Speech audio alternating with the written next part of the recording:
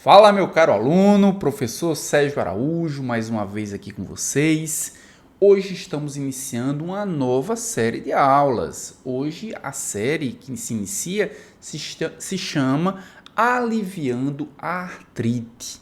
E vocês viram pelo tema da aula que é um tema muito interessante. A gente vai entender um tipo de artrite que é a osteoartrite. Então, na aula de hoje, o tema vai ser Entendendo a Osteoartrite. A gente vai falar sobre vários aspectos relacionados à doença, para que a gente possa, posteriormente, entender como devemos tratar essa doença. Então, deixa eu colocar aqui no slide. O episódio número 1 é Entendendo a Osteoartrite. Nesse tema número 1, essa aula, melhor dizendo, número 1, esse episódio número 1, o que é que nós veremos? Qual vai ser o conteúdo da nossa aula de hoje? Então, irei falar sobre a incidência da osteoartrite. Na verdade, eu vou ampliar mais do que a incidência. Vou falar sobre a epidemiologia, mas, claro, dando um foco maior para a incidência da osteoartrite. Também irei falar sobre as causas da osteoartrite, porque quando a gente conhece as causas, a gente tem a possibilidade de intervir naquela doença para minimamente frear a evolução clínica dessa doença. Também vamos entender um pouco sobre a patogênese da osteoartrite, os mecanismos que fazem com que aquela doença se apresente clinicamente. Como é que a gente pode pensar que as mudanças fisiopatológicas fazem com que desenvolvam-se alguns sintomas e, é claro, também os alvos farmacológicos muitas vezes são baseados nos mecanismos patogenéticos. Também iremos falar sobre a evolução clínica da osteoartrite. Como é que a osteoartrite começa, quanto tempo leva para alguns sintomas aparecerem, como é que a gente pode intervir nessa evolução clínica, qual é o papel do exercício físico, qual é o papel da alimentação na evolução clínica da osteoartrite. E vamos finalizar a aula de hoje, o primeiro episódio, falando dos guidelines para tratamento da osteoartrite, fazendo uma rápida comparação entre o guideline americano, o europeu e o internacional. Como é que eles se complementam, qual é o entendimento que eles têm sobre o tratamento da osteoartrite. Então, eu acho que só por esse início, só por essa introdução, e aproveite que eu estou apenas fazendo a introdução do assunto e já se inscreve no canal. Esse é o primeiro episódio da série Aliviando a Artrite. Vão ter mais outros 3 episódios. Então, você não vai querer perder os outros episódios. Então, para não perder, se inscreve no canal, já marca o sininho das notificações, porque quando o vídeo for ao ar, toda quarta-feira às 19 horas nós temos um vídeo novo. Quando ele for ao ar, você já vai ser notificado que o vídeo está lá e você poderá consumi-lo. Também nós temos nessa tela aqui um QR Code. Então, se você quiser ter acesso a conteúdos exclusivos, a aulas exclusivas para os membros do canal, considere também ser membro do canal. Ou se simplesmente você quiser ajudar o canal a se manter, para que eu possa postar novos vídeos, para que eu possa criar novas aulas, novas séries, também considere ser membro do canal. Você será muito bem-vindo, muito bem-vinda. Então vamos voltar aqui para a aula, para o nosso PowerPoint. Então nós temos nosso conteúdo, deixa eu me apresentar. Eu sou o professor Sérgio Araújo, sou professor aqui do canal Posologia, professor de farmacologia também da UFRN, sou graduado em farmácia, com mestrado e com doutorado em biologia molecular e bioquímica. Aqui na tela a gente tem algumas das minhas redes sociais, temos também o meu e-mail. Vocês poderão entrar em contato comigo por qualquer um desses canais. Eu terei o maior prazer em responder a sua dúvida, em ler o seu comentário, em saber quais são as sugestões que você tem para novos temas, para as novas aulas. Vocês poderão entrar em contato comigo, tanto pelas redes sociais como pelo e-mail. E mais uma vez aqui nós temos o QR Code para quem quiser se tornar membro do canal. Então vamos começar a nossa aula de hoje, talvez uma aula ela começando pela definição, principalmente quando a gente fala de uma doença, a gente consegue caracterizar melhor essa doença, a gente consegue entender melhor quais são os aspectos em que a gente pode intervir nessa doença. Então a gente vai começar pela definição de osteoartrite. Osteoartrite é um distúrbio do tecido muscular e do tecido esquelético. Então a gente já pode entender aqui que os envolvidos aqui é o tecido muscular e o tecido esquelético. Mas além do tecido muscular e o tecido esquelético, qual é o órgão que vai estar envolvido na osteoartrite? São as articulações. Qual que é a articulação? Não, as articulações sinoviais. Então a gente já começa a restringir, quando a gente entende a definição, a gente já começa a restringir que de todas as artrites, a osteoartrite tem essas características. Além disso, a gente pode caracterizar a osteoartrite seguindo alguns parâmetros. E esses parâmetros são quais? O parâmetro clínico, ou seja, quais são os sintomas que o paciente apresenta. E seguindo os parâmetros clínicos, o paciente vai apresentar dor. Dor é um dos motivos, inclusive, que leva o paciente a procurar assistência à saúde, a procurar um serviço de saúde. Então, a dor é o motivador, ele sente muita dor na articulação. Além da dor, o paciente apresenta também limitações funcionais, ou seja, o paciente começa a ter dificuldade de andar, o paciente senta e tem muita dificuldade em se levantar, o paciente sente muita dificuldade em fazer o movimento natural da articulação. Então, isso são características clínicas, por isso são sintomas que a gente precisa delimitar para entender um pouco da osteoartrite. Que outras características apresenta a osteoartrite? Características histológicas. E quais são as características histológicas? Alterações na cartilagem e alterações no osso subcondral. É aquele osso que fica subjacente, ligado à cartilagem. Então, dentro da articulação sinovial, nós temos uma cartilagem e nós temos também o osso. Tanto a cartilagem como o osso vão estar comprometidos. A gente vai entender melhor nos mecanismos fisiopatológicos. Então, histologicamente, a gente tem comprometimento desses dois tecidos. O cartilaginoso e também o ósseo. E radiologicamente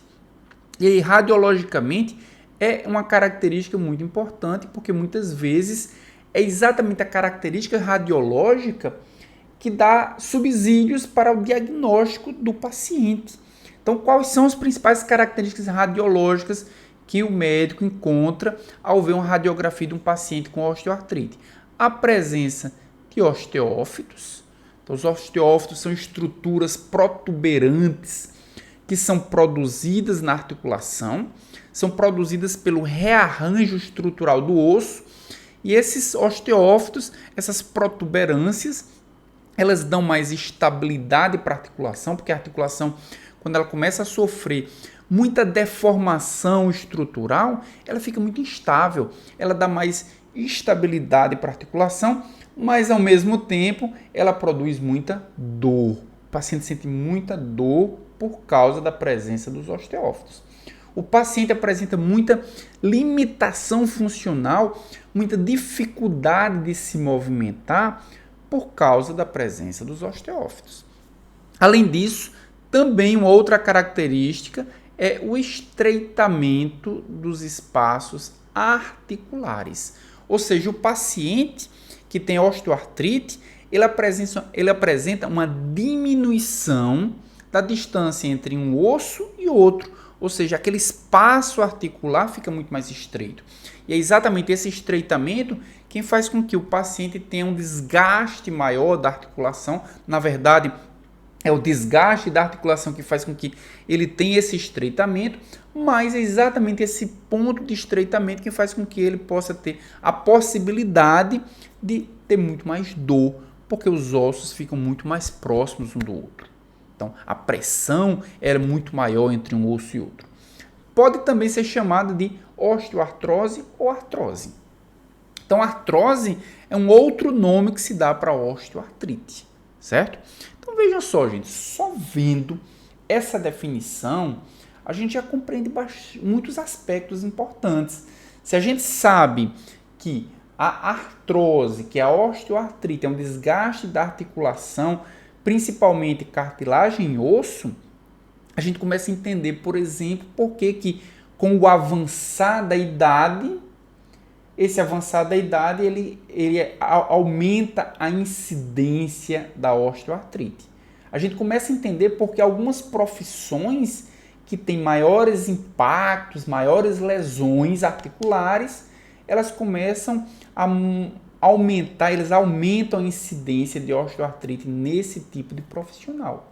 Por quê? Porque conhecendo o que é que caracteriza, o que é que modifica, como é que se apresenta a doença, a gente começa a ter o detalhamento exatamente do processo de causa e efeito, né? Mas vamos voltar aqui para a aula.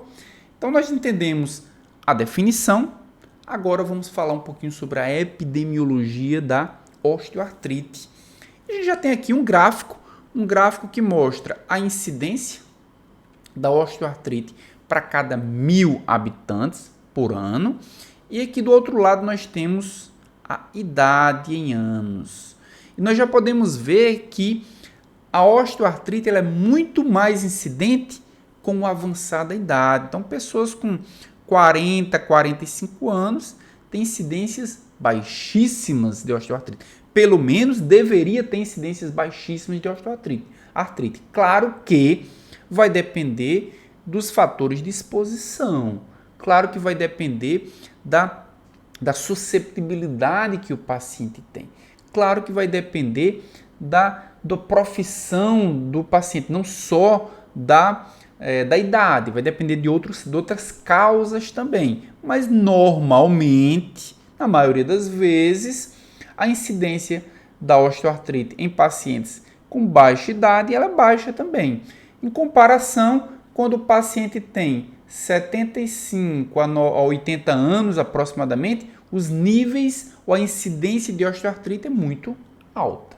Então significa o quê? Que a incidência da osteoartrite ela aumenta com a idade.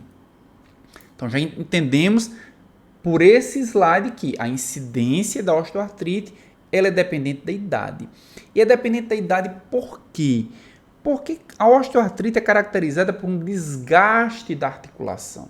A articulação desgastada, claro que se você tem um aumento do tempo de uso dessa articulação, esse aumento do tempo de uso também vai favorecer um maior desgaste, uma maior possibilidade, uma maior probabilidade de desgaste da articulação.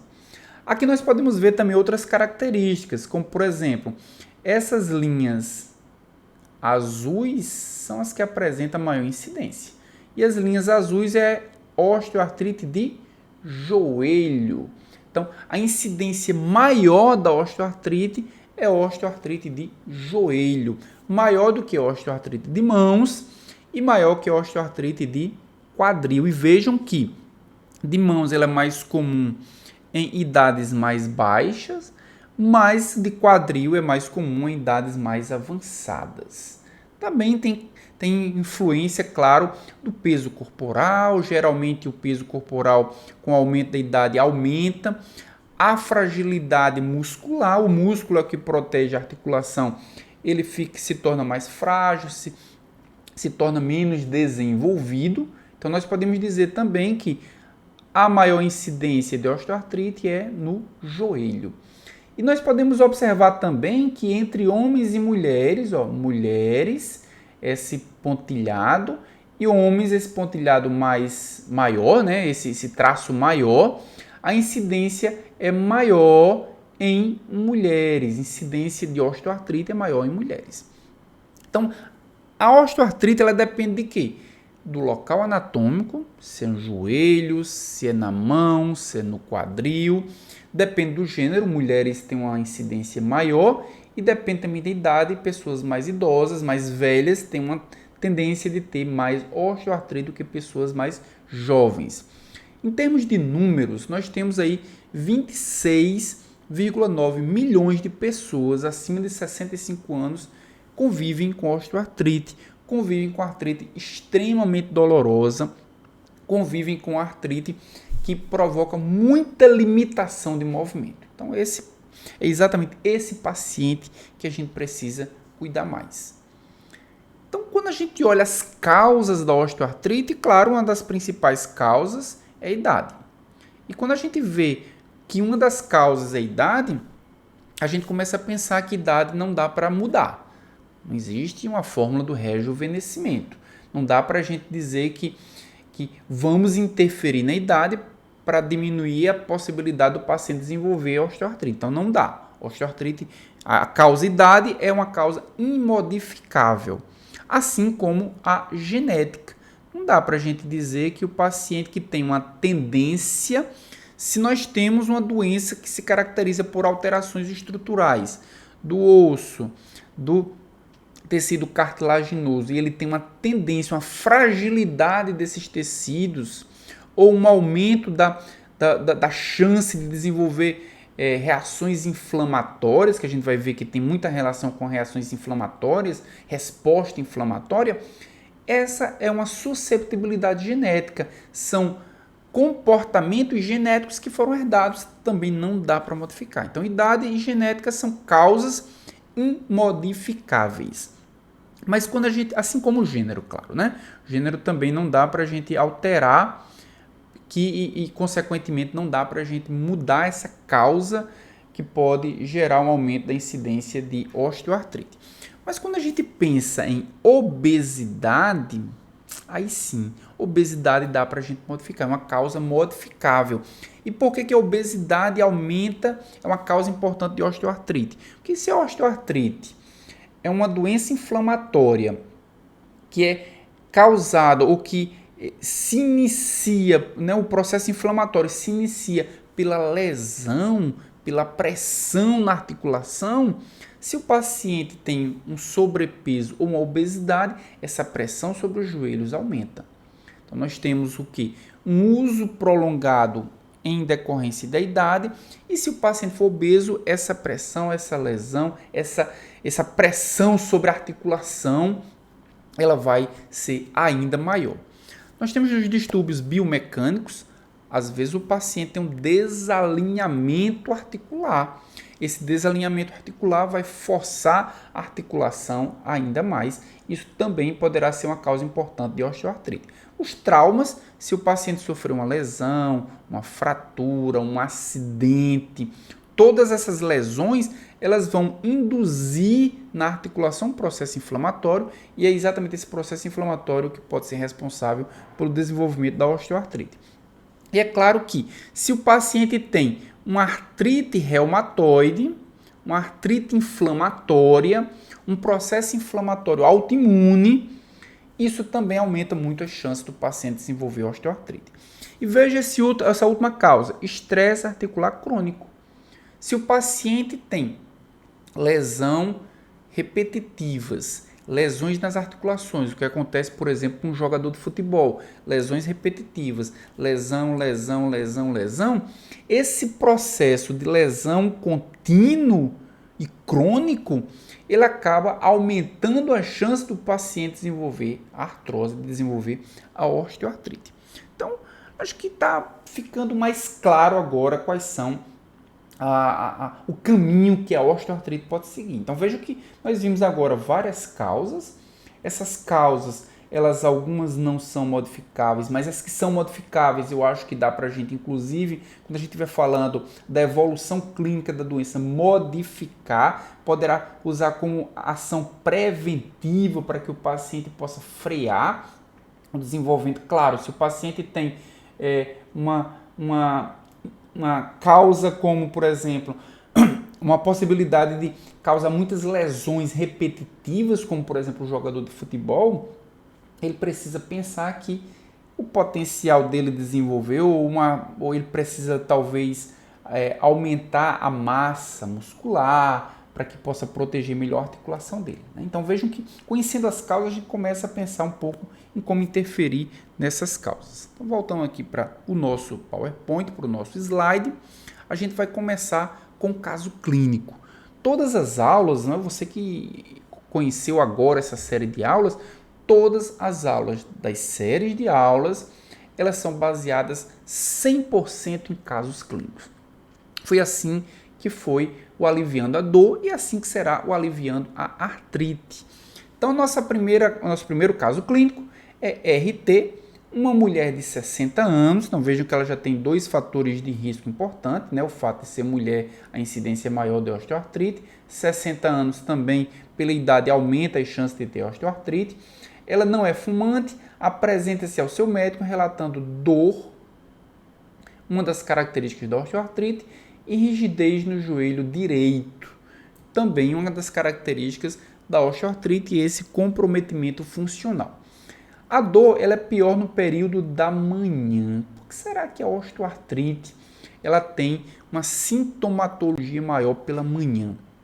Claro, se é pela manhã, o paciente passou uma noite, né? Espera-se que ele tenha passado uma noite deitado numa cama, dormindo, e que esse período de imobilidade vai trazer para ele logo pela manhã uma sensação de que está tudo muito rígido. E é claro que a cronobiologia do paciente também favoreceu, porque durante a noite muitos processos inflamatórios, muitas moléculas inflamatórias, marcadores inflamatórios são produzidos, se acumulam na articulação e pela manhã essa sintomatologia ela acaba sendo maior também. Então ela dura essa dor e essa rigidez, ela dura cerca de 15 a 20 minutos pela manhã. Isso já vai diferenciar, por exemplo, da artrite reumatoide. A artrite reumatoide também é uma artrite que os sintomas acontecem mais pela manhã, mas os sintomas duram às vezes 1, 2 ou mais horas. Aqui é bem mais rápido, 15 a 20 minutos, e depois desaparece ao longo do dia.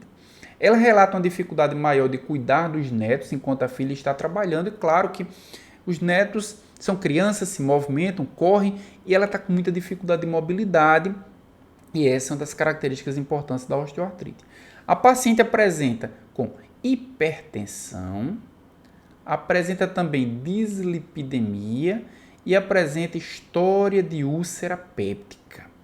Por que eu trouxe esses detalhes? Por que eu destaquei esses detalhes? Porque a gente vai ver que é uma osteoartrite, ou seja, é um processo inflamatório. Todo processo inflamatório ele precisa ser tratado com anti-inflamatório. Mas no caso do paciente que tem alguns fatores de risco importante, o uso de anti-inflamatório ele precisa ser moderado. E aí a gente vai pensar nisso aí no decorrer dessa aula. Atualmente ela usa hidroclorotiazida 12,5 mg, claro, para tratar a hipertensão, e simvastatina 40 mg ao dia para tratar a dislipidemia. Ao exame físico, há um desalinhamento dos joelhos.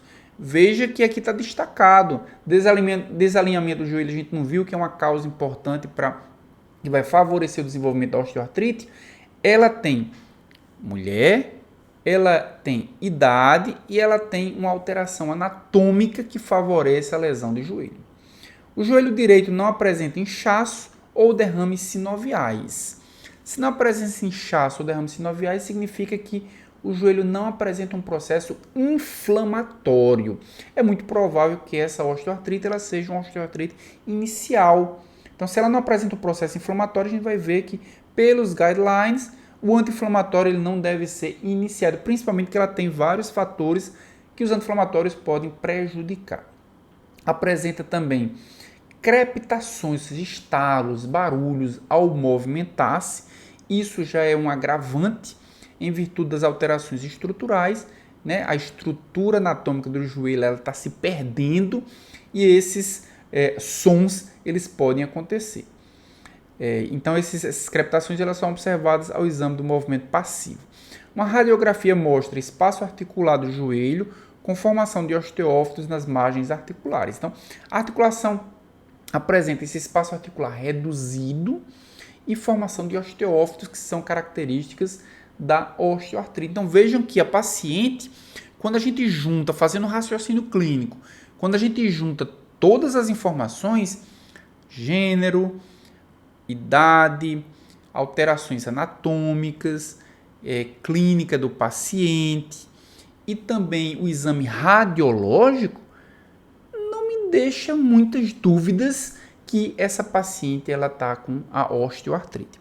E aí a pergunta que eu fiz aqui ao final desse caso clínico é: como os achados objetivos e subjetivos podem se correlacionar com a patogênese da osteoartrite de RT? Claro, eu já falei algumas aqui, mas a gente vai detalhar um pouco mais à frente. Então vamos entender agora como é a patogênese. Como é que se apresenta essa doença e que essas mudanças, esses mecanismos podem mostrar-se clinicamente, mostrar-se como uma sintomatologia. Então, de um lado aqui, nós temos, desse lado esquerdo, nós temos uma articulação saudável e do nosso lado direito, uma articulação com a osteoartrite, para a gente poder comparar. Então, quando a gente olha de cara, a gente já pode ver que a articulação com a osteoartrite se apresenta de uma forma mais caótica. Existem muitas células se movimentando, a gente pode ver muito processo inflamatório. Tem interleucina, tem metaloproteinase, tem muita célula migrando, tem célula que cresceu.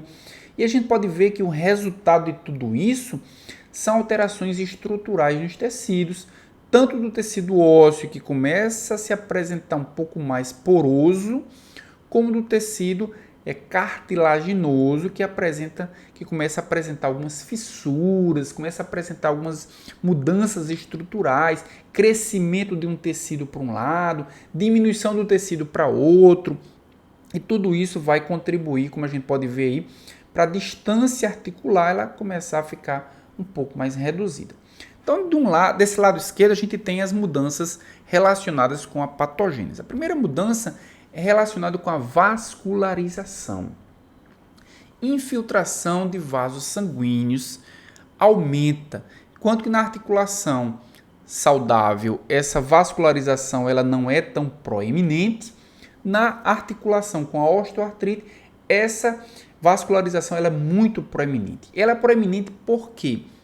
Porque durante o processo de lesão, então imagine um jogador de futebol, por exemplo, né? Só para a gente poder exemplificar. Um jogador de futebol, ele tem lesão, ele tem impacto na articulação, muito impacto na articulação, muito impacto na articulação, e esse impacto vai gerar uma lesão, e essa lesão ela se desenvolve como um processo inflamatório.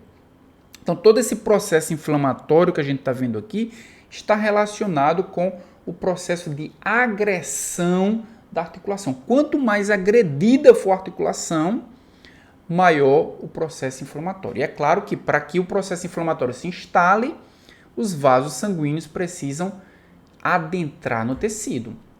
Os vasos sanguíneos vão trazer células, vão trazer mediadores químicos, né, mediadores inflamatórios, para que o processo inflamatório se instale. Por isso que na articulação com a osteoartrite a gente tem invasão de vasos sanguíneos, para trazer o processo inflamatório. Também nós temos alteração de osteoclastos. Por quê? Porque se o tecido ósseo, né, o osso subcondral, ele está sendo agredido o tempo todo, microfraturas acontecendo o tempo todo, esse tecido ósseo, ele precisa ser renovado. E ele vai ser renovado de que forma? Absorvendo o tecido ósseo e formando novo tecido ósseo. Os osteoclastos, eles vão consumir esse tecido ósseo. Aumento da renovação óssea vai acontecer por quê? Ao consumo, destruição, microfraturas, consumo de tecido ósseo e renovação e síntese de tecido ósseo. É claro que, se isso acontece muito rapidamente, a gente tem uma desestruturação do tecido ósseo. O tecido ósseo começa a sair daquilo que era uma estrutura anatômica normal para uma estrutura anatômica um pouco deficitária. Então, diante dessa renovação, a gente tem a formação dos osteófitos. Então, os osteófitos, a gente tem aqui essas pontas, essas protuberâncias. Essa protuberância, esse osteófito, ele vai dar uma estabilidade maior para o tecido ósseo que está muito desgastado. mas ao mesmo tempo ele vai dificultar a mobilidade do paciente. O paciente vai ter muita dificuldade de movimentação, de dobramento dessa articulação por causa desse osteófito, que é como se fosse um gancho. Ele vai estabilizar como se fosse um gancho, mas vai diminuir a mobilidade, vai também produzir muita dor no paciente. E como o processo inflamatório está instalado, nada mais justo do que ter macrófagos. Vejam que a gente tem muitos macrófagos nesse lado da imagem, muito macrófago, enquanto que aqui nós temos poucos macrófagos se movimentando, ou seja, o processo inflamatório do lado da osteoartrite é muito grande, tem muito macrófago, e o macrófago vai produzir, vai iniciar todo o processo inflamatório, as metaloproteinases, as interleucinas, o TNF-alfa, tudo isso aí vai ser desencadeado pelo aparecimento dessas células inflamatórias. E aí também nós temos as fissuras e erosão da cartilagem. O processo inflamatório que estava ali no osso, ele começa a migrar, o macrófago começa a migrar do osso para a cartilagem. Na cartilagem, o processo inflamatório ele é totalmente destrutivo, provocando essas fissuras.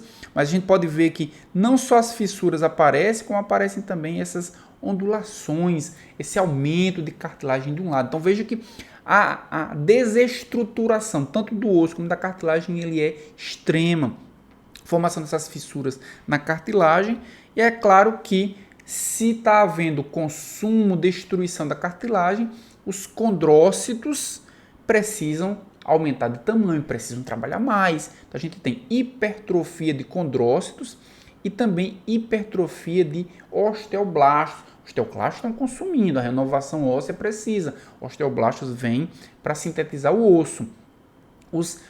As fissuras, o processo inflamatório está consumindo a cartilagem. As fissuras estão aparecendo. Então, os condrócitos, melhor dizendo, precisam também sintetizar nova cartilagem. Então, veja que é uma renovação turnover, tanto de osso como de cartilagem, de modo que o tecido ele apresenta uma desestruturação muito grande. E aí nós temos o seguinte, que na patogênese, né, fazendo aí um alinhamento com o que eu acabei de falar, as lesões repetitivas e traumáticas, né, com o jogador de futebol que eu mostrei, mas com um paciente idoso, com um obeso, todas aquelas causas ali provocam exatamente lesões repetitivas e traumáticas na articulação. Elas levam à liberação de citocinas inflamatórias. Então, nós temos aqui na imagem, ó, lesões repetitivas e traumáticas levam ao quê? Aparecimento de citocinas, que vão alterar tanto o condrócito, como vão alterar também os osteoblastos e os osteoclastos. Então, essas citocinas inflamatórias elas vão quebrar a matriz extracelular, vão deixar essa matriz extracelular menos elástica, e se ela está menos elástica, ela vai aguentar menos impacto. Se ela aguenta menos impacto, ela vai desenvolver lesões, as fissuras. Então, elas vão se quebrar mais facilmente. Então, menos elástica vai diminuir a possibilidade dela distribuir o peso. Na osteoartrite inicial, os condrócitos tentam reparar o dano formando os osteófitos. Então, esses osteófitos são formados o quê? Para tentar estabilizar a articulação. A articulação ela está sendo desgastada. E os osteófitos diminuem o movimento, claro, tem um comprometimento funcional e dor, mas pelo menos eles estabilizam a articulação. E os osteófitos são responsáveis, como eu falei para vocês, pelos pacientes relatarem dor e mobilidade limitada. Então, fazendo uma espécie de resumo, né, da patogênese da osteoartrite. Então, tudo começa aqui na articulação, na cartilagem articular, melhor dizendo. Então, nós temos o seguinte, mudanças nos condrócitos e na matriz cartilaginosa resultam em perda de estrutura normal. Teve as fissuras da cartilagem, a estrutura do osso começa a formar os osteófitos, começa a ficar mais poroso, muito osteoclasto funcionando. Então, esse é o primeiro ponto. Depois, esses condrócitos que estavam lá na superfície começam a migrar, alcançando o osso subcondral e vejam o que acontece aqui com a cartilagem. A cartilagem ela fica calcificada. Cartilagem calcificada ela fica muito menos funcional. A cartilagem serve para quê? Para absorver o impacto, para que ele possa distribuir esse impacto. O paciente vai sentir muita dor porque essa cartilagem ela vai se calcificando aos poucos. E aí nós temos o seguinte, o desgaste. Quando as fissuras elas alcançam as extremidades mais superficiais da cartilagem infiltrada, eles se desgastam e diminui a espessura da cartilagem. Por isso que a distância, o espaço articular diminui, porque a formação dessas fissuras, até como se o paciente tivesse em alguns pontos da articulação, eles não tivessem cartilagem nenhuma, e aí diminui essa distância, praticamente juntando osso com osso, que é exatamente a degradação enzimática da matriz pode diminuir ainda mais o volume da cartilagem. Em estados avançados, o osso subcondral pode tornar-se exposto, fazendo exatamente esse contato do osso com osso. Então, acho que só por esse, se você está gostando da aula até aqui, se você acha que esse conteúdo ele é relevante para você, se você acha que o que você viu até agora já vai ser útil em algum ponto da sua vida profissional, então você já pode compartilhar, você já deve compartilhar esse vídeo com mais pessoas. Também clique aqui no gostei, né? Se você estiver curtindo esse vídeo, clique aqui no curtir também. Isso vai ser extremamente útil para esse vídeo. Eu vou poder chegar a mais pessoas com esse conteúdo. Então, entendemos a patogênese. A patogênese é muito importante para a gente entender até onde a gente deve chegar. Então, vamos agora puxar de tudo que a gente viu, analisar os achados de RT, os achados do paciente. Primeiro achado, estreitamento. Estreitamento do espaço articular sem destruição é característico da osteoartrite e a paciente, quando o médico viu a radiografia, existia esse estreitamento, que era uma característica da osteoartrite que a paciente apresentava.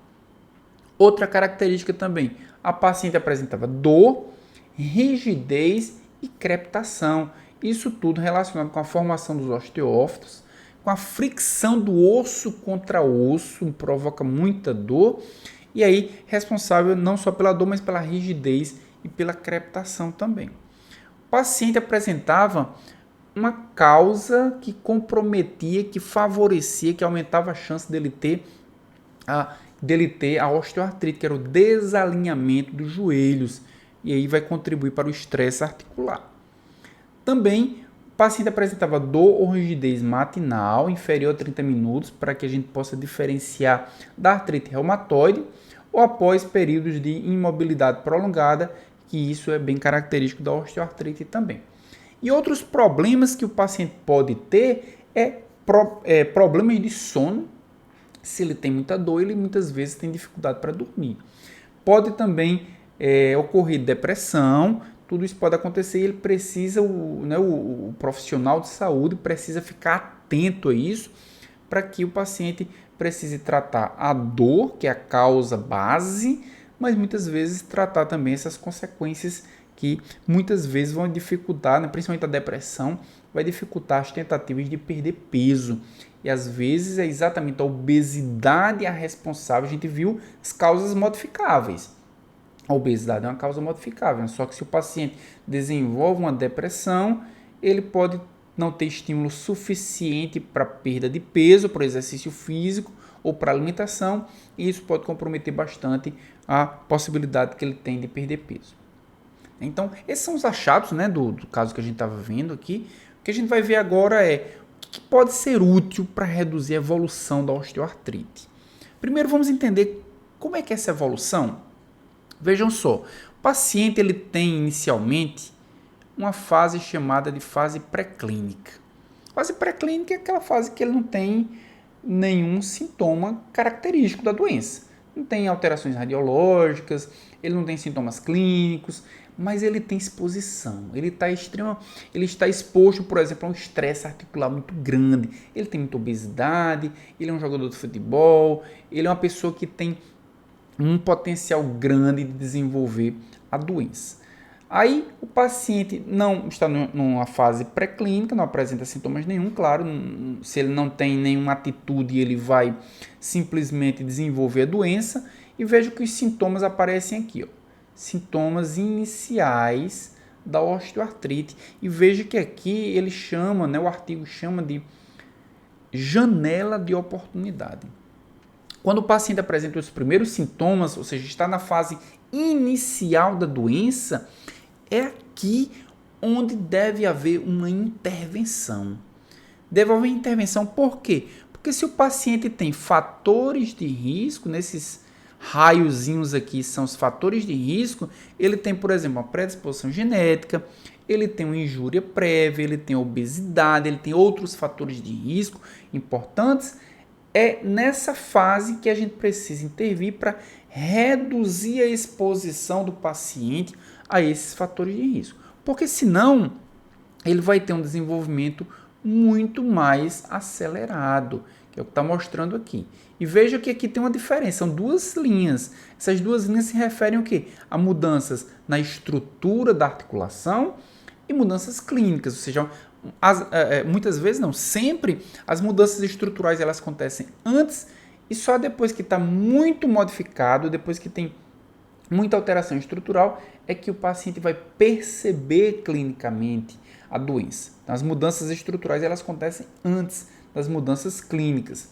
Se há uma intervenção, o paciente pode evoluir para uma desaceleração na evolução da doença, ou simplesmente a doença pode ficar estabilizada e não desenvolver mais um agravamento. Veja que essa janela de oportunidade vai dar a possibilidade do paciente retardar a evolução ou simplesmente fazer com que o paciente não desenvolva mais essa doença.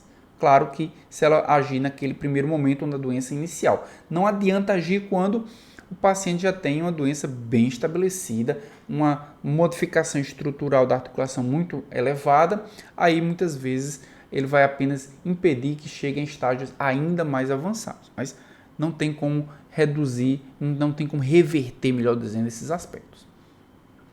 E quando a gente olha para as possibilidades, a gente pode ver o seguinte, onde é que a gente pode intervir para que o paciente não possa evoluir a partir daquele momento que foi diagnosticado, foi visto que a doença está no estágio inicial? Onde é que a gente pode intervir? Veja que a gente tem um gráfico aqui mostrando a prevalência da osteoartrite em função da idade. Claro, a gente já viu que a idade é não modificável, a gente não tem como modificar a idade.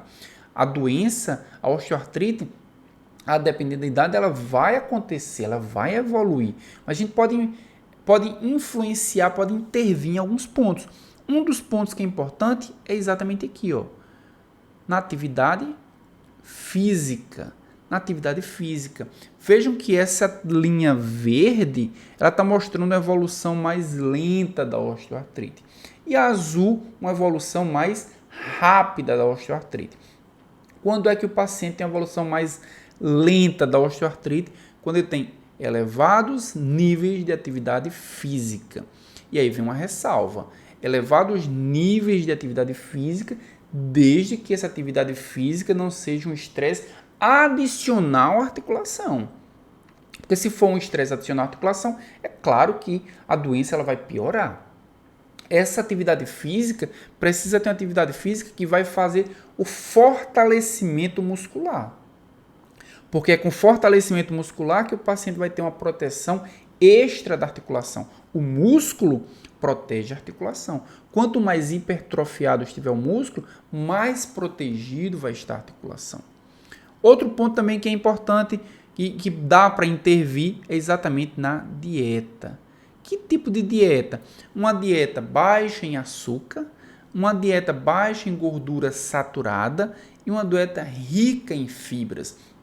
E o que é que a dieta pode influenciar? E vejam que aqui, quando a gente observa esses níveis, de acordo com esse estudo, a dieta ele acaba tendo uma importância para a evolução da osteoartrite maior, inclusive, do que o exercício físico. E qual é o papel dessa dieta? O que essa dieta pode influenciar? Essa dieta ela vai diminuir o processo inflamatório. Uma dieta baixa em açúcar, baixa em gordura saturada, rica em fibras, diminui a inflamação. E é exatamente a inflamação quem vai produzir todos os sintomas da osteoartrite. Se a gente consegue diminuir com dieta o processo inflamatório, a gente está influenciando no desenvolvimento da doença. E um terceiro ponto, que é o que mais influencia, claro, a gente tem aqui a meta-inflamação, que é o que mais influencia, mas desses pontos mais específicos é exatamente o IMC, Índice de Massa Corpórea, ou seja, o peso do paciente. Se o paciente diminui o peso, é o que vai trazer maior impacto para a osteoartrite. Se o paciente ele é obeso e ele tem osteoartrite, se ele diminuir o peso, é o que vai trazer benefícios maiores, maior potencial de benefícios para os sintomas que o paciente tem. E é claro que isso vai reduzir o impacto sobre a articulação. O peso a gente viu que é um estresse mecânico na própria articulação. E o outro ponto é exatamente a meta-inflamação, que depende de outros fatores, inclusive de algumas síndromes, como síndrome metabólica também. Então, diminuir a inflamação como um todo vai reduzir as chances do paciente desenvolver aí a osteoartrite. E aí a gente vai agora trazer os dois pontos principais, a dieta e o exercício físico. Onde é que pode ser modificado, o que é que isso pode trazer de consequências para o paciente com osteoartrite. Então, a dieta moderna, digamos assim, uma dieta que é inflamatória, vai contribuir para o desenvolvimento mais rápido da osteoartrite. Alimentos processados e calóricos, baixa proporção de frutas e vegetais, elevada razão ômega 6, ômega 3, tudo isso é uma dieta chamada dieta moderna, que ao mesmo tempo é uma dieta inflamatória. O que ela vai trazer de consequência? Vai produzir síndrome metabólica, vai alterar a microbiota intestinal, aumentando a permeabilidade de fatores inflamatórios e, claro, vai produzir maior obesidade. Então, esses três fatores, no final, eles vão contribuir para a osteoartrite. De que forma? Síndrome metabólica vai produzir hipertensão. Então, síndrome metabólica se caracteriza por hipertensão e resistência insulínica.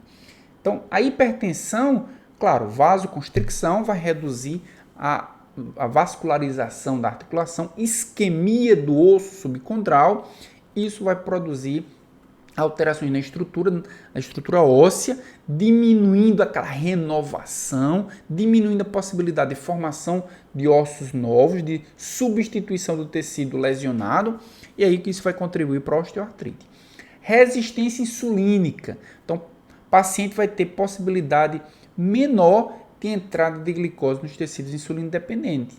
Nós temos rigidez da matriz, porque há aquela calcificação, e aí a cartilagem vai ter menor, o condrócito, melhor dizendo, vai ter menor possibilidade de sintetizar tecido novo. Fraqueza muscular, claro, sem a glicose entrar no músculo, propriocepção alterada e perda de osso subcondral também. Então nós temos rigidez da matriz, da cartilagem, por alteração do metabolismo do próprio condrócito, e também perda de osso subcondral, porque o osteoclasto e o osteoblasto vão ter disfunções em virtude da entrada deficiente de glicose. E aí nós temos também anomalias lipídicas que vão promover a ativação de células musculares e esqueléticas e aí vão contribuir para o processo inflamatório na osteoartrite.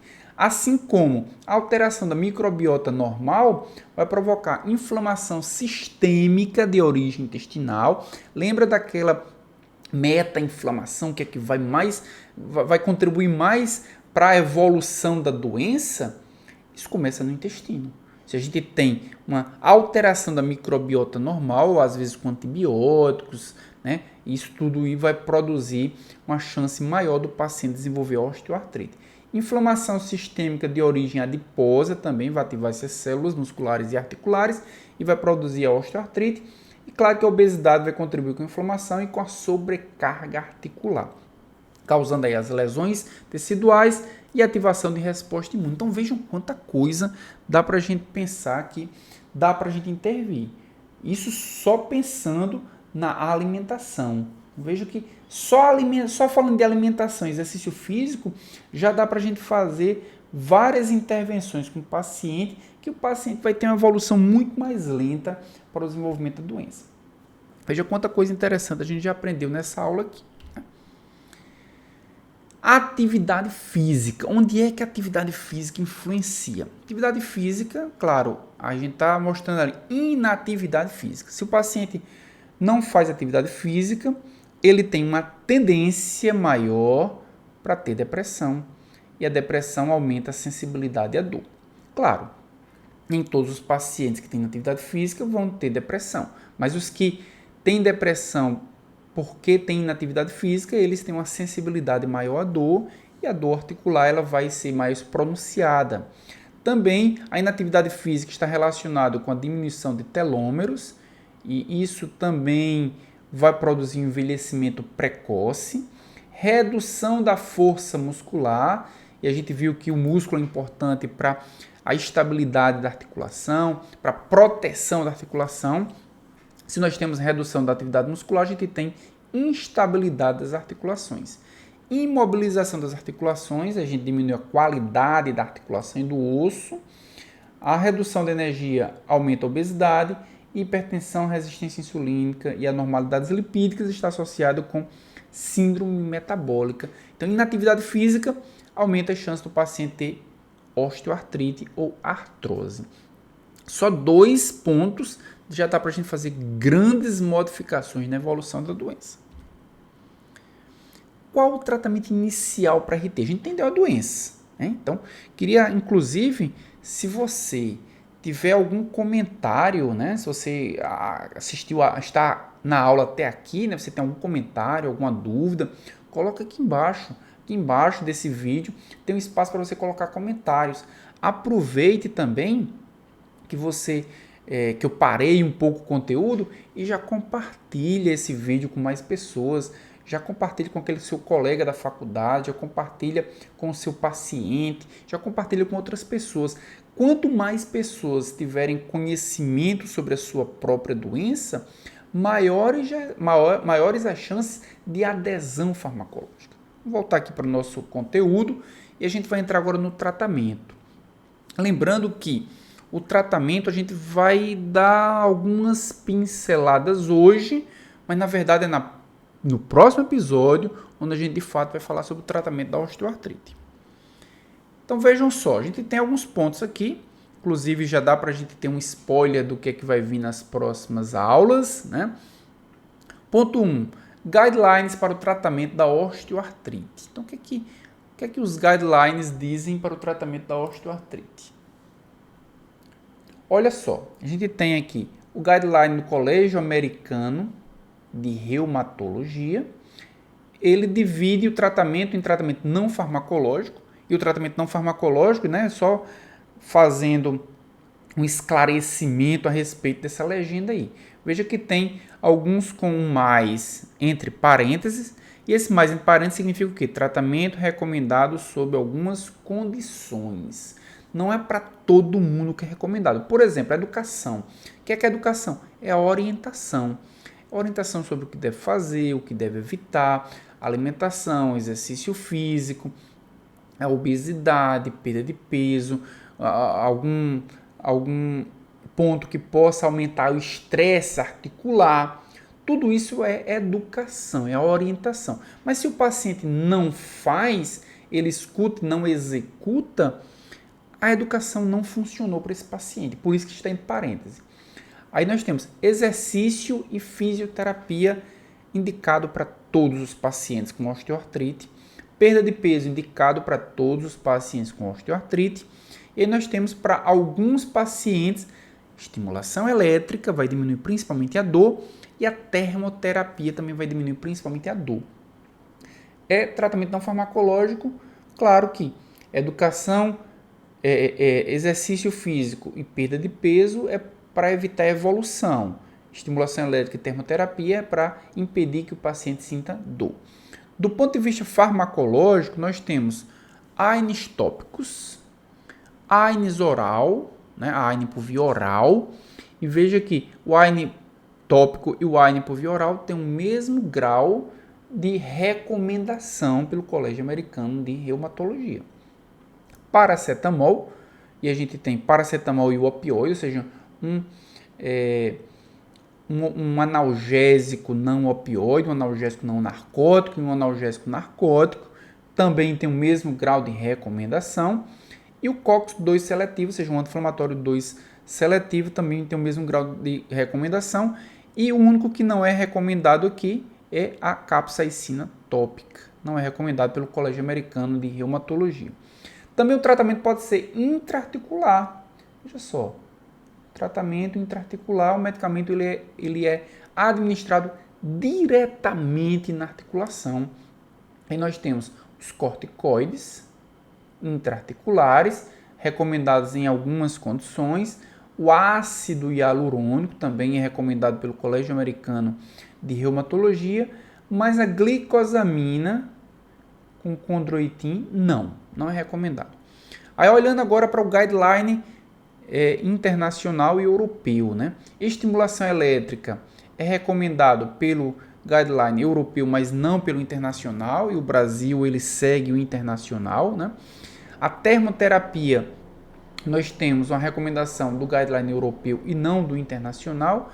O AINE tópico para os dois é recomendado, assim como o AINE por via oral. A diferença é que o internacional ele não recomenda para todas os pacientes. A gente vai entender por que ele não recomenda para todos os pacientes. Principalmente, leve em consideração o que a gente viu no caso clínico, que existe alguns pacientes que têm restrições em usar um anti-inflamatório por via oral. E aí tem que usar o tópico. Por isso que o tópico ele é recomendado para todos os pacientes. O paracetamol, no guideline europeu para todos os pacientes, mas no internacional não. A COX-2 seletivo ele não é recomendado para todos os pacientes, também em virtude principalmente de restrições cardiovasculares. E os opioides, eles são recomendados pelo guideline europeu, mas eles não foram avaliados pelo guideline internacional. E a capsaicina tópica, eles são recomendados não para todos os pacientes, mas ao contrário do guideline americano, ele é recomendado para os pacientes em algumas condições. Então vejam só, a gente tem aqui o seguinte, paciente RT, ele começou o tratamento com paracetamol 1 grama, 3 a 4 vezes ao dia, por 2 a 4 semanas. Por que será que ele começou o tratamento com paracetamol? Começou o tratamento com paracetamol porque, se vocês lembrarem, o paciente não tinha sintomas inflamatórios. A osteoartrite do paciente, apesar de ser um processo inflamatório, os sintomas inflamatórios eles eram mínimos. É uma osteoartrite inicial. Então, na osteoartrite que não tem sintomas inflamatórios, o tratamento é com analgésicos. Ele pode utilizar o AINE, né, o anti-inflamatório não esteroidal, por via oral, se o paracetamol falhar, mas como o paciente ele tem úlcera péptica e ele também tem hipertensão arterial sistêmica, os AINES por via oral eles não são recomendados. Então, sem inflamação no joelho, é mais indicado paracetamol. O que o paciente deve utilizar é paracetamol. Então, vamos voltar aqui para nossa home. Então, vejam só, vai utilizar um paracetamol e vejam que ele pode utilizar também um anti-inflamatório tópico. Né? Por que ele vai utilizar um anti-inflamatório tópico? Vejam só, a gente tem aqui um estudo mostrando, comparando os anti-inflamatórios tópicos versus os anti-inflamatórios orais para tratamento da osteoartrite. E vejam que interessante, a gente tem uma escala mostrando ou seja, ele não produziu nenhum tipo de melhoria no processo inflamatório. 10, ele promoveu 10 vezes uma melhoria na sintomatologia comparado a um placebo, e 100, claro, promoveu 100 vezes mais melhoria do que comparado ao placebo. Quando a gente olha para fulfenamato mais salicilato, e quando a gente comparou aqui com diclofenaco em plasto, veja como eles promovem uma melhora substancial do processo inflamatório comparado ao placebo. Ou seja, são dois anti-inflamatórios tópicos. Né? E quando a gente olha, por exemplo, o diclofenaco gel, né, que é o mais utilizado, ele promove não uma melhoria tão grande, mas ele promove uma melhoria. mas inclusive quando a gente compara com anti-inflamatórios orais, como ibuprofeno, como indometacina, como piroxicam, eles não conseguem produzir melhoras, não conseguem produzir uma redução do processo inflamatório melhor do que o tópico. É exatamente o que compara aqui, o que mostra essa tabela. Nessa tabela ele mostra o seguinte: foi utilizado pacientes que tinham osteoartrite de joelho, todos os estudos, né, osteoartrite de joelho em todos eles utilizaram um estudo duplo cego paralelo. O que vai diferenciar o quê? É o número de pacientes, o que vai diferenciar também é a duração do tratamento e quais eram os anti-inflamatórios, quais são os grupos. Vamos pegar esse último aqui, que ele teve uma duração maior, 12 semanas acompanhando 2 grupos. Um grupo de pacientes utilizava diclofenaco tópico mais o placebo oral 3 vezes ao dia. E o outro grupo utilizava placebo tópico mais o diclofenaco oral 50 mg 3 vezes ao dia. Então utilizava o mesmo princípio ativo, o diclofenaco, só que um grupo utilizava o diclofenaco por via tópica e o outro grupo utilizava o diclofenaco por via oral. Quando comparou esses 2 grupos, foram 622 pacientes num total, não houve diferenças estatísticas entre esses 2 grupos. Ou seja, o diclofenaco por via oral ou diclofenaco por via tópica para pacientes com osteoartrite teve o mesmo resultado, ou seja, os benefícios foram muito parecidos. O que mudou foi o quê? Foi os índices de reação adversa. Então, se o paciente tem uma úlcera péptica, se o paciente tem hipertensão, se o paciente tem um problema renal, vale muito mais a pena utilizar um diclofenaco por via tópica, que vai produzir os mesmos resultados, comparado a um diclofenaco por via oral. Outro produto tópico, outro princípio ativo tópico que pode ser utilizado para tratamento da artrite, né, da osteoartrite, como a gente já viu, é a capsaicina. E a capsaicina é essa molécula que é extraída da pimenta, né, um dos medicamentos de marca mais conhecido que tem capsaicina, exatamente o emplasto sabiá. O emplasto sabiá é colocado no local do processo inflamatório e o que é que ele vai fazer? Ele vai ativar receptores TRPV1, que são termorreceptores que produzem dor ao calor. Ele vai produzir, vai se ligar nesse receptor, vai ativar esse receptor. Esse receptor ativado vai liberar substância P, que é a substância álgica, ou seja, o paciente no começo vai sentir até mais dor, só que o objetivo da capsaicina é produzir ou liberar níveis mais elevados de substância P até esgotar completamente a substância P, esgotar completamente as reservas do neurotransmissor, e aí o paciente vai melhorar da dor posteriormente. Então, inicialmente ele talvez até tenha mais dor, mas posteriormente ele vai melhorar do processo doloroso. Outra substância tópica, na verdade, não é tópica, que é intraarticular, né? Acaba sendo tópica, claro, né? Mas é intraarticular, é o ácido hialurônico. O que é que o ácido hialurônico vai fazer? O ácido hialurônico foi administrado aqui, né, por uma seringa, por uma agulha. O ácido hialurônico aqui interagindo com receptores CD44 em linfócitos. E quando esse ácido hialurônico interage com o CD44, o que é que ele vai fazer? Ele vai aumentar o tempo de ligação do NF-κB com seu inibidor.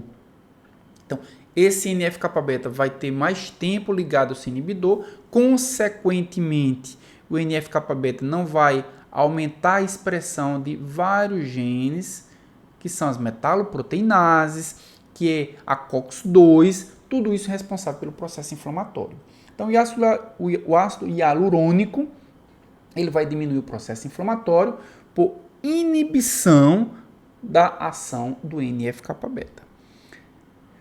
Aqui só para a gente ter uma ideia do resultado, né, que o NF-κB, ou melhor, o resultado que o ácido hialurônico vai produzir, nós temos aqui percentual de pacientes que precisaram de uma medicação de resgate. Ou seja, eles precisaram de medicamentos para diminuir a dor.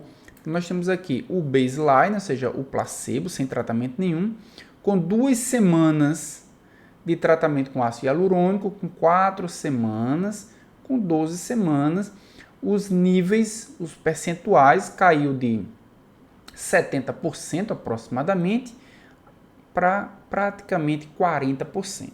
Então houve uma diminuição substancial, significativa no número de pacientes que continuaram sentindo dor da osteoartrite que utilizaram o ácido hialurônico. E claro que quando a gente compara aqui 12 semanas com 24 semanas, não houve diferença nenhuma.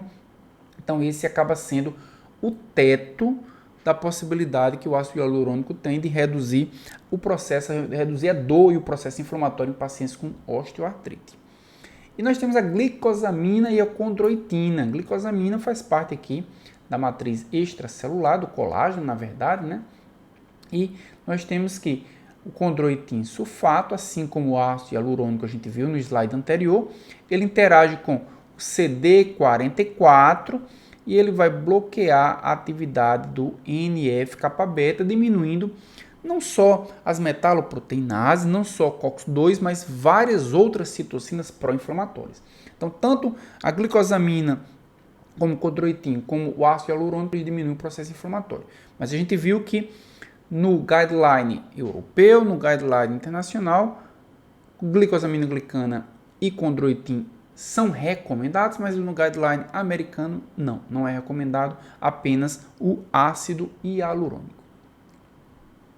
Então, fazendo um resumo aqui, né, do tratamento possível, tratamento tópico pode ser com capsaicina tópica, e aí o uso é a aplicação nas mãos e nos joelhos principalmente.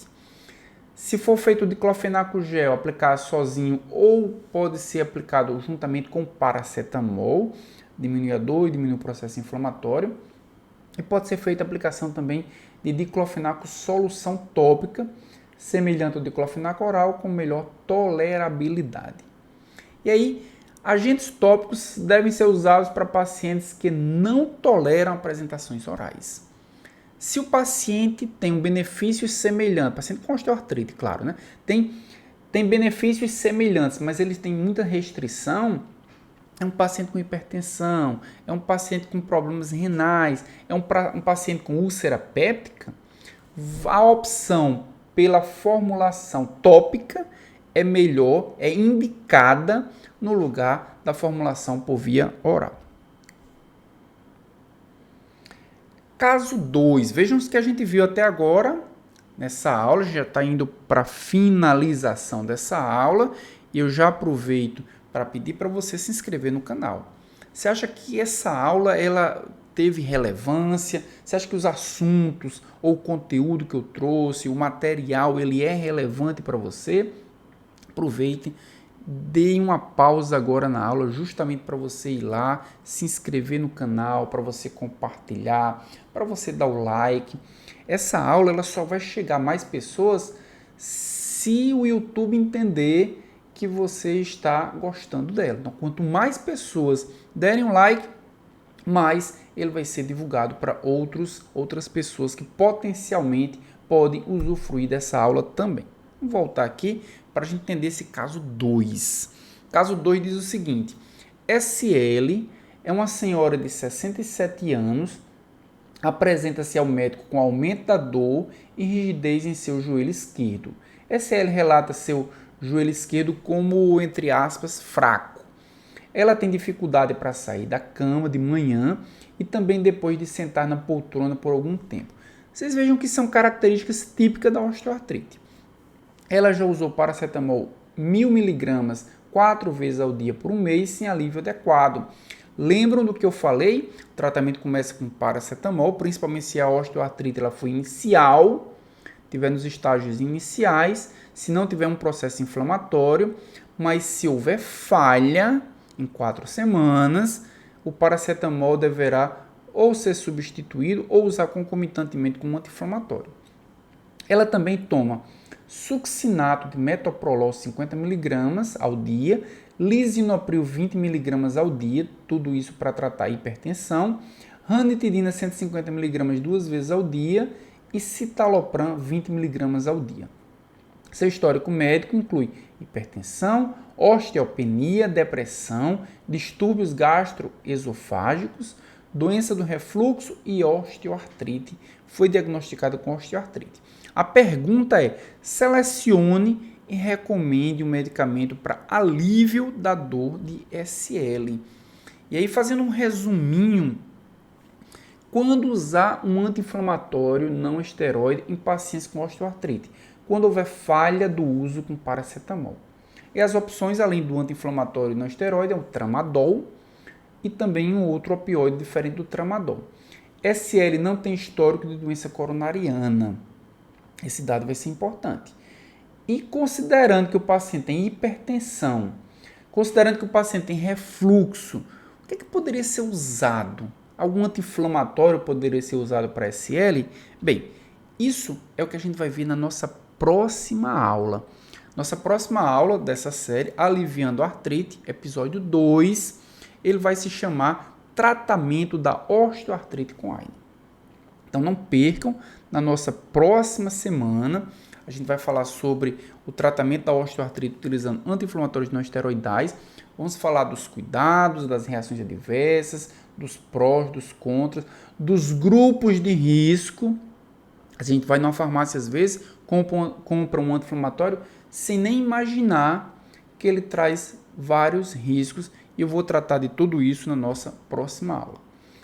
E aí vou deixar vocês com a frase de hoje. A frase de hoje é do Bill Gates, né, o fundador da Microsoft, e diz o seguinte: o tratamento sem prevenção é simplesmente insustentável. A gente precisa sempre prevenir. Lembre-se daquela janela de oportunidade que a gente viu na aula de hoje. É ali, quando a gente percebe que alguma coisa está dando errado, que a gente tem possibilidade de mudar o futuro. A gente precisa sempre pensar na prevenção. E se você chegou até esse ponto da aula, dá um print agora nesse vídeo, dá um print nessa tela, compartilhe essa frase nas suas redes sociais, me marca para que eu possa entender que você veio daqui também e gostou também do episódio de hoje. Então, muito obrigado por assistir. Esse PowerPoint ele está disponível para você baixar nesse QR Code. Você pode ir lá e baixar não só esse PowerPoint, mas todos os PowerPoints dessa série de vídeos, os que já foram produzidos, os que serão produzidos. Então, ao aderir à assinatura desse pacote, você vai ter direito a receber todos os PowerPoints agora, né, e os PowerPoints do futuro também, todas as apresentações futuras também. Então, se você também tiver alguma dúvida, pode colocar aqui nos comentários. As dúvidas mais criativas, as dúvidas mais inusitadas, eu vou responder elas com um vídeo. Vou gravar um vídeo que vai ficar aqui no YouTube, vai também para as minhas redes sociais com a resposta à pergunta de vocês. Então, queria agradecer mais uma vez a presença de todos. Muito obrigado por ter chegado até esse momento do vídeo, até esse momento da aula, e até a próxima aula.